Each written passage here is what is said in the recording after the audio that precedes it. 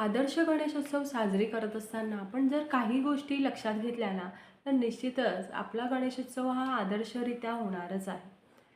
म्हणजे मंडळाचे कार्यकर्ते जे आहेत ना, तर ते वर्गणी गोळा करत असताना आपण बळजबरीने गोळा करायला नको. म्हणजे समोरची व्यक्ती त्याला जात आनंद होईल ना, त्या प्रकारची त्यांनी स्वइच्छेने दिलेली वर्गणी आपण घेऊया.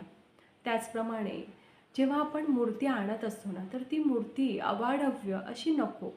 म्हणजे ती मूर्ती लहान श्री गणेशाच्या रूपामध्ये आपल्याला आणायला हवी. आता जर बघितलं ना, तर आपल्याला वेगवेगळ्या रूपांमध्ये म्हणजे साईबाबा असेल किंवा क्रिकेट प्लेयरच्या रूपामध्ये आपल्याला गणेश मूर्ती आणताना दिसते. तर तशा प्रकारच्या मूर्त्या आपल्याला आणायच्या नाही आहेत. श्री गणेशाचं जी वास्तविक त्याचं जे रूप आहे, तर त्या रूपामध्येच आपल्याला श्री गणेशाची मूर्ती आणून त्याची पूजा करायची आहे.